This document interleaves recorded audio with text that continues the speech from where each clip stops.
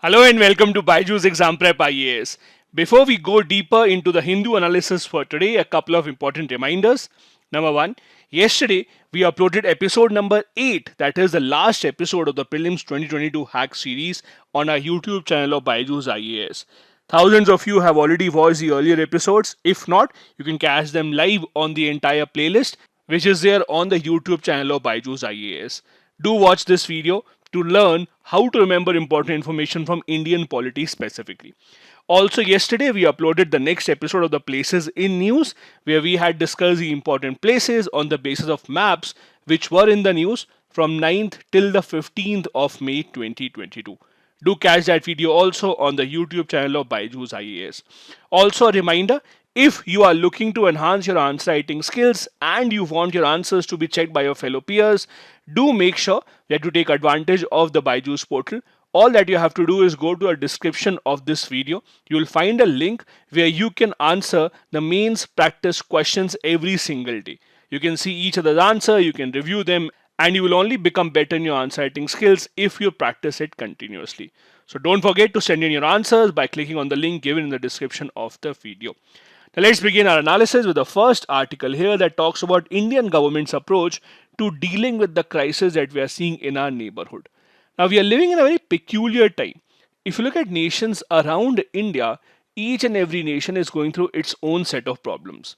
We have seen the political instability in Pakistan. We have seen the economic and political instability in Sri Lanka right now, with the country having to impose emergency and having to change its prime minister just to pacify the people. We see what is happening in Nepal, that is going through its own economic crisis, with major nations such as US, China, etc., trying to impose their prominence in the small country of Nepal. We also see what is happening in Myanmar, where the army has taken over the governance in a coup and are not allowing democracy to return. Now, in such a volatile environment, as the largest nation in South Asia, India has a major responsibility to help these nations. Now, the author here is trying to contrast the Indian government's approach in its first term, that is, from 2014 to 2019, and in the second term of the government, that is from 2019 till today. The author is saying that in the second term, the Modi government's approach has been much more accommodative. We have been much more careful in dealing with different countries in different manner. In the first tenure of the government, we tried to apply the one size fit all approach. That is, we tried to assert our dominance on every country in our neighborhood. That did not go well. Understand this, in South Asia specifically, since India is such a large country in terms of both economy and also in terms of population, it is not easy for the smaller countries around us to trust us. That is also one of the reasons why SAARC has not been able to move forward. That is because the smaller nations want much more assurance that India won't be dominating them. In the first term of the government, as per the author, this is the mistake that we did. We did not apply a good attitude towards Nepal when it was moving closer to China. We also did not really appreciate our old friendship with Sri Lanka when they were taking loans from China and they were going into a debt trap of China. With Pakistan, no one expects the government to be soft, but we did not really have the kind of assertive dialogues that we should have had. In short, in the first term of the government, as per the author, the foreign policy with respect to our neighborhood specifically was not that great. But in the second term, now the government has realized it, and now we are seeing that the government is using different types of policies with respect to different nations. For example, look at what is happening in Myanmar and Afghanistan. In Myanmar, there is a military coup, and the democratic government has been pushed out of power. Even then, we are in talks with Myanmar. Even then, we do take part in the BIMSTEC summit, even though the military leaders of Myanmar are taking part here. We have continued to have a diplomatic dialogue. On the other hand, something similar happened in Afghanistan, where the legitimate government of Afghanistan was overthrown, Taliban came back to power, and our response there was not to engage in a dialogue with Taliban. So, two similar situations are now seeing two different types of responses. See what is happening in Sri Lanka and what is happening in Pakistan. In Sri Lanka and Pakistan, in both these nations, there has been a transition of power without any elections. In Sri Lanka, they have a new prime minister because the prime minister was forced to resign after all these protests. In Pakistan, we know the prime minister Imran Khan lost the vote of confidence and now they have a new prime minister. India's approach for both these nations was very, very contrasting. With respect to Sri Lanka, we did acknowledge the transition and we helped them in stabilizing the country by offering as much help as we could. With respect to Pakistan, on the other hand, we ignored the entire transition of power that has happened in Pakistan. There has not been any official statement from India with respect to what is happening inside Pakistan. This shows that now our foreign policy is based on case to case basis, which is always a better approach. Author also says that government of India can also learn valuable lessons from what is happening in our neighborhood. If you look at a few years back, in our domestic politics also, there was a lot of rhetoric.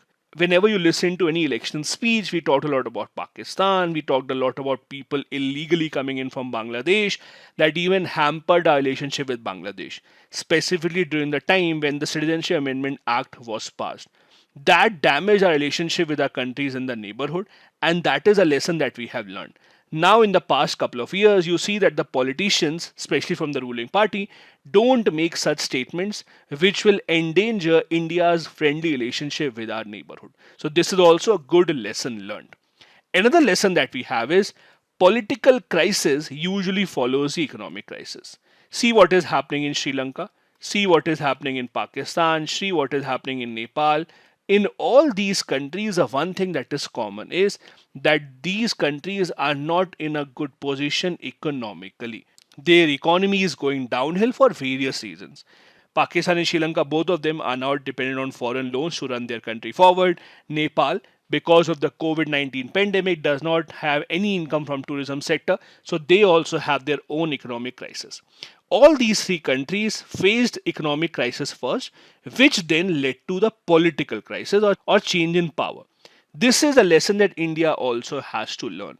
Our economy also, as we can see with all the numbers of inflation, repo rate increasing, is not in a very robust form even before since the pandemic had started. Thus, we must realize that if we don't pay complete attention to reviving our economy, political crisis might not be far away. This is a good lesson that we must learn from our neighborhood. We also have to realize that there are enough groupings in our neighborhood which, if utilized well, can give rich dividends to India and strengthen our position as the leader of South Asia. We have the BIMSTEC, we have the SAARC, we have the BBIN, that is Bhutan, Bangladesh, India, Nepal Agreement of Transport. All these are in place. All that we have to do is take a lead and ensure that we make use of their full potential. And we will see that our neighborhood policy becomes much better if we make use of these kind of platforms. Now, since the author here is talking about how India has been very friendly towards its neighboring nations in the past few years, I would like to give you a few examples of how the Indian government has helped each and every neighbor whenever they have the capacity. For example, the most recent example can be seen in case of Ukraine. The Indian government held people from our neighboring countries also that were stranded in Ukraine, and as a part of our evacuation missions, people from our neighboring countries were also taken out. Not just this, let me give you country by country example. With Sri Lanka, India has offered multiple lines of credits apart from giving an aid of $900 million to Sri Lanka. This has gone a long way in improving India's image in Sri Lanka amongst the common people and also developing a friendly bilateral relation between India and Sri Lanka. With Nepal, India has always played a major role in its development. India has been assisting the Nepalese army in its modernization by giving it equipment and state-of-the-art training. As you know, a lot of Nepali citizens right now work in India. They don't require any work visa as such, and a lot of them are employed at many organizations across the country. We have also been helping Nepal by building important infrastructure all across the country. With Afghanistan, it is well known that even before Taliban had come to power again, India had played a major role in building great infrastructure in Afghanistan, including the new parliament building and the Friendship Dam. Even after Taliban came to power, India has supplied assistance in the form of essential life-saving medicines and wheat to Afghanistan. Bhutan also, just like Nepal, depends a lot on India for its economic assistance. A lot of hydroelectric power projects in Bhutan have actually been built by Indian technology and Indian financing. Not just this, with Myanmar also, India has played a role in ensuring an assistance worth $1.75 billion. We have already signed an MOU with the Rakhine State Development Program, and have committed to giving $25 million of assistance to Myanmar over the next 5 years. With Bangladesh as well, we have had a lot of agreements in the past, including 3 lines of credits being given to Bangladesh in the last 8 years. As you would know, Bangladesh's first nuclear power plant is right now being built with assistance from India and Russia. So there has been a lot of synergy that India has explored with all our neighboring nations, ensuring that our image of being a big brother in South Asia remains intact. The next article that we have here is written by the former Special DGP of Chhattisgarh. That is why he's talking specifically about Chhattisgarh. Now, the reason why this is in the news is that a few days back, the Chief Minister of Chhattisgarh, that is Shri Bhupesh Baghel, said that we are open to have peace talks with the Maoist leaders for 2 conditions. Number one, they should surrender the arms and they should impose their confidence in the Constitution of India. The Maoist leaders, on the other hand, also responded to this. They said that we want more clarification. Yes, we are open to such peace talks, but we have certain conditions. For example, they want the government to lift the ban on their party, that is the People's Liberation Guerrilla Army. Also, they want the security forces to withdraw from the camps which are nearby the places where they reside. They also want their jailed leaders to be released because they think that these are the leaders that will take part in these peace talks. Only and only then they will agree to have peace talks. Now, this is nothing new. The proposal of the peace talk going from the side of the government and then the Maoists responding towards it, it's an old exercise. Similar proposals have been made by the Union Home Ministry as well and the state governments as well. The most significant and the unfortunate peace talks were actually in 2010 when Mr. P. Chidambaram was the Union Home Minister. It was agreed that we will have a 72-hour ceasefire between the government and the Maoist forces and we will talk in terms of peace talks. However, what happened was a Maoist leader named Azad was actually killed in an encounter by the Greyhound Commando forces in Andhra Pradesh, which is what derailed these peace talks, with the Maoist leaders saying that we don't trust the government anymore. They were saying that they want to have peace talks, and in return, they have killed one of our biggest leaders, and thus, since then, the peace talks have failed. There was another peace talk that happened in 2004 October between the representatives of the People's Party and the government's representatives. However, despite all these multiple peace talks, not a lot has been achieved between the government and these Maoist forces. The author here is also saying that the demand to release the jailed Maoist leaders from Chhattisgarh does not really make sense, because in Chhattisgarh jails we don't really have any great Maoist leaders that are needed to take part in such peace talks. Most of these Maoist leaders are actually jailed up in other states. In fact, Chhattisgarh government should be credited for actually making a lot of efforts in improving the lifestyle of these tribals. Chhattisgarh government has not only withdrawn criminal cases against a lot of tribals, but they have also ensured that these tribal cases are expedited in the courts and also made special efforts to implement the provisions of PISA that give a lot of rights to the tribal population specifically over their land. So the author here is saying that Chhattisgarh government is one of those state governments that should be appreciated for doing a lot of good work rather than being held ransom by these Maoist leaders. Now, in the past few years, the government of India, both at the center and at the state levels, have made a lot of efforts to counter the Naxal violence. Let me give you a few examples. In 2006, there was a D. Bandhopadhyay committee which highlighted that lack of governance, economic, socio-political and cultural discrimination against the tribal youth are the main reasons why these tribal youth are actually attracted towards Naxal leaders, because they think that by using power and violence they can get their right. This is what leads to the spread of Naxalism. So the committee recommended that we should have tribal friendly land acquisition and rehabilitation laws so that the spread of Naxalism could be curtailed. Government since then has been investing a lot of money in building infrastructure facilities in these regions. Like in May 2017, the government of India allocated 11,000 crore rupees for road connectivity in 44 districts which are affected by the Maoist activities. These roads are being built in areas of Bastar, Rajnandgaon and Surguja areas which are highly infested by Naxal activities. Bastar in fact has seen 138 bridges being constructed and still remains one of the worst affected areas by Naxalism. The union government also famously launched a program called Samadhan. S stands for smart leadership, A for aggressive strategy, M motivation and training, A for actionable intelligence, D for dashboard based key performance indicators, H for harnessing technology, A for action plan for each theatre, and N for no access to funding. The government of India is trying to ensure that by following all these provisions, we might get a hold of the Naxal leaders and cut down on the Naxal violence. In 2015, the Government of India also launched a multi-dimensional approach to tackle LWE.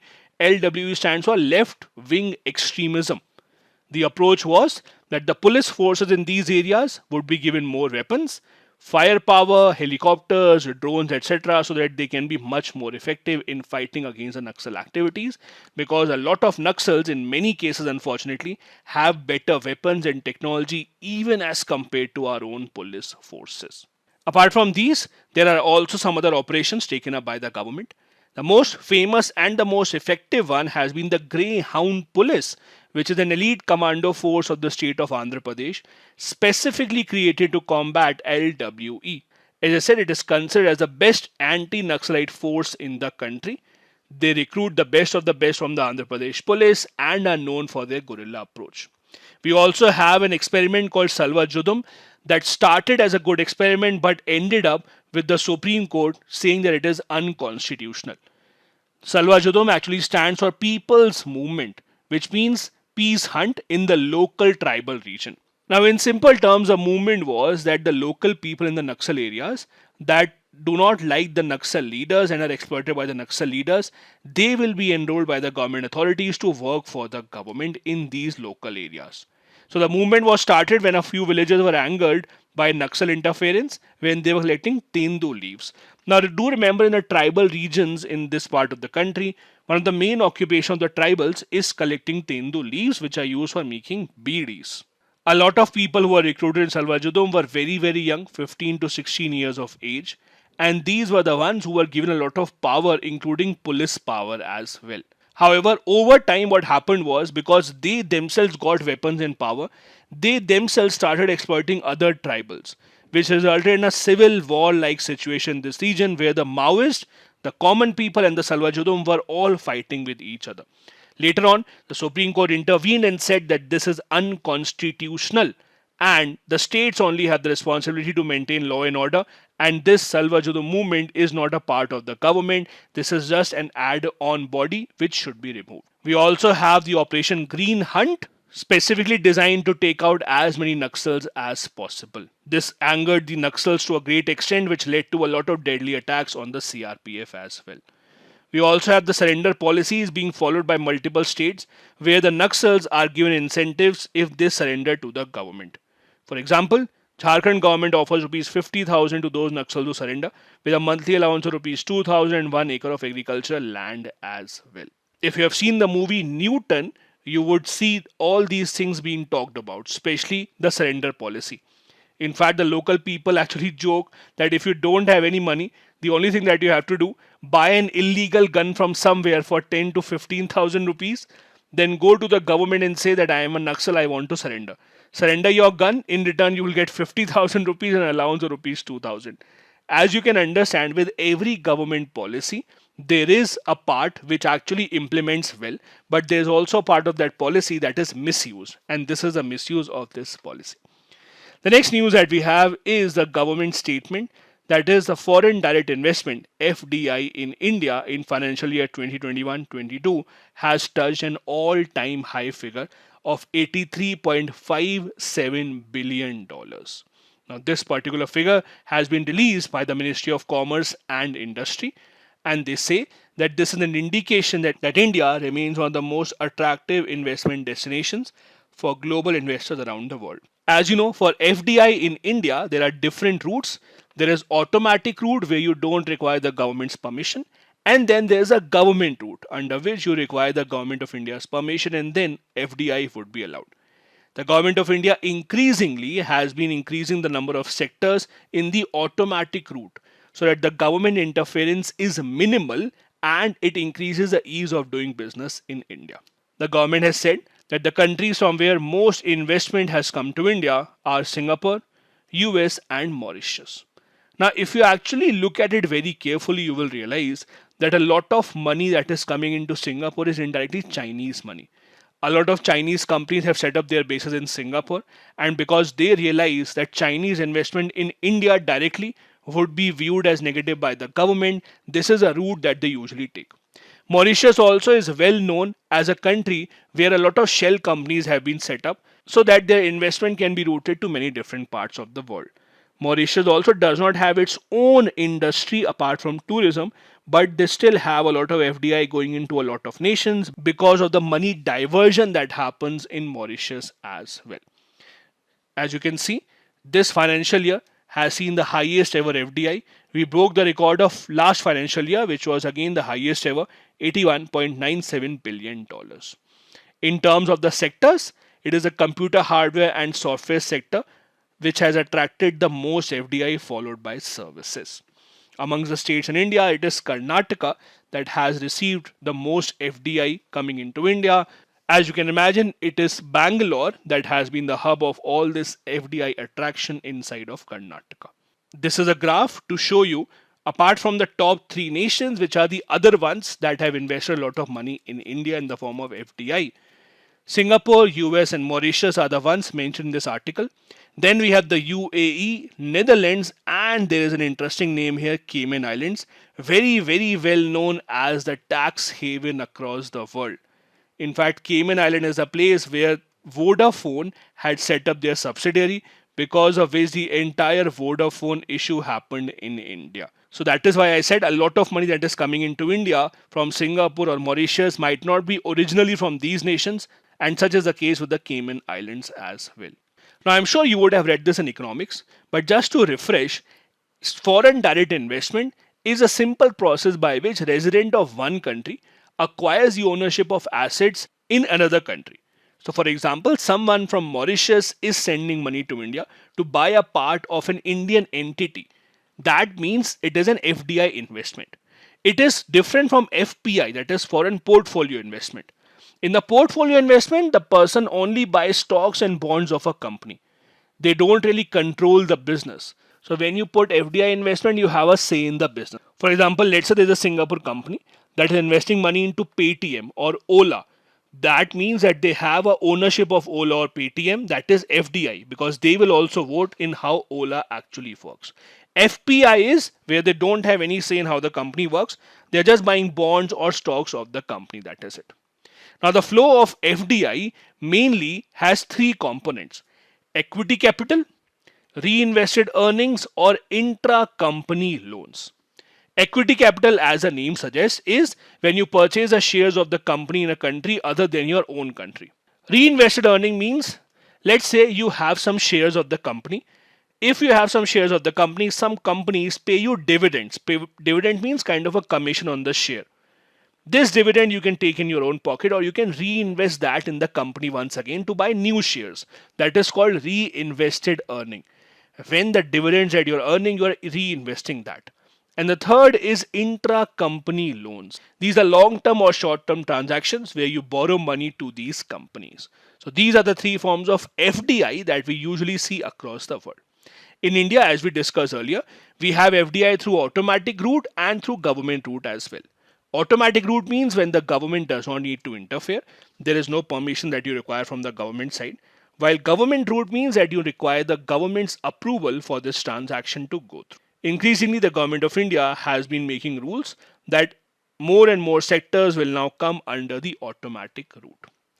This is the graph that I've taken from the RBI website.